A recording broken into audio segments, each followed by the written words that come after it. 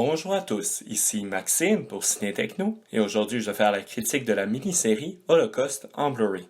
Elle est réalisée par Marvin J. Chomsky et met en vedette Joseph Bottoms, Tova Feldshuh, Rosemary Harris, Tony A. Garth, Michael Moriarty, James Wood, Meryl Streep, Fritz Weaver, David Warner et Sam Wanamaker. Il est distribué par les studios Paramount Pictures et vous pouvez vous la procurer en magasin depuis le 24 septembre 2019. La mini-série Holocaust raconte le décès tragique des Weiss, une famille juive qui est victime de la montée en puissance du nazisme et des événements de la Deuxième Guerre mondiale. La mini-série Holocaust avait été présentée en 1978. À l'époque, elle avait gagné 8 prix Emmy, dont celui de la meilleure mini-série, ainsi que 2 Golden Globes. À l'époque, elle avait définitivement fait couler beaucoup d'encre, ce qui justifie pleinement sa réédition en Blu-ray aujourd'hui. Cette mini-série m'a bien plu, elle est toujours très pertinente aujourd'hui. Par contre, elle souffre du fait qu'entre 1978 et aujourd'hui, de nombreux films traitant de la Deuxième Guerre mondiale connurent un grand succès. Les différents éléments présentés dans Holocaust restent percutants, mais clairement pas autant que lors de sa première présentation au petit écran. Depuis, les productions traitant du même thème eurent accès à de plus grands budgets et de meilleures technologies permettant un réalisme encore plus frappant. Ce contexte joue sur l'impact que la mini-série Holocaust aura sur son public, mais ne l'empêche pas de rester très touchante et pertinente. D'une durée de presque 8 heures, Holocaust utilise très bien ce temps pour faire un portrait progressif du traitement dont furent victimes les Juifs. Le premier épisode débute en 1935 et le dernier se termine à la fin de la Deuxième Guerre en 1945. À travers ces nombreux personnages, le spectateur va assister aux événements de la guerre à plusieurs niveaux, dans les camps de concentration, dans les territoires occupés par les nazis, dans les bureaux d'officiers nazis et également dans des groupes de résistance. C'est vraiment un portrait au cœur même du quotidien des personnages qui est proposé. Toutefois, certains éléments semblent légèrement brusqués pour le bien du spectacle, dont une relation amoureuse entre deux personnages qui débute bien trop rapidement.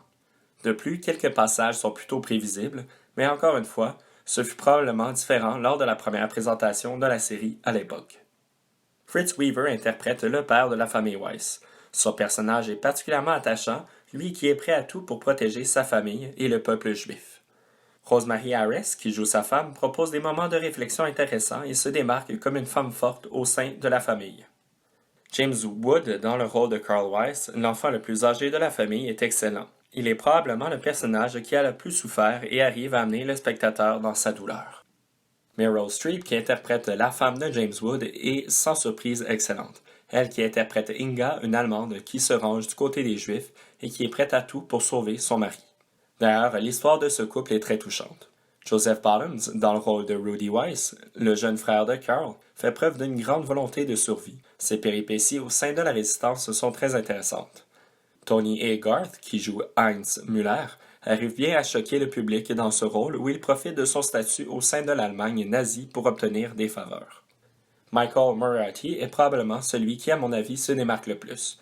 Il interprète Eric Dorf, un jeune avocat qui devient officier nazi et monte rapidement dans les rangs. Bien que son comportement reste cruel et inacceptable, il démontre bien l'efficacité du système bureaucratique nazi et comment, une fois dans le système, il était difficile de ne pas suivre les ordres. Malgré que les effets spéciaux d'Holocauste datent un peu, les images restent dures et choquantes.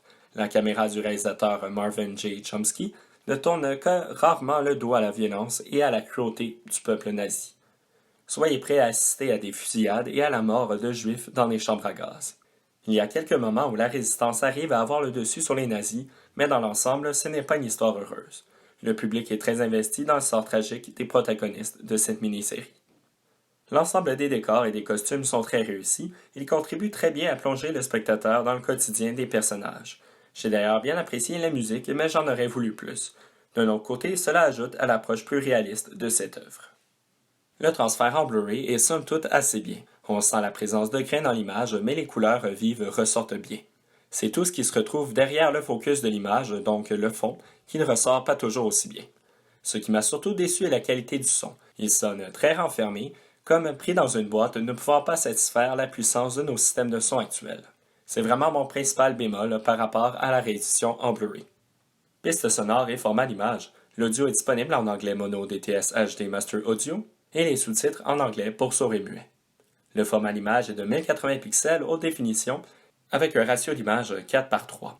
Malheureusement, il n'y a aucun supplément.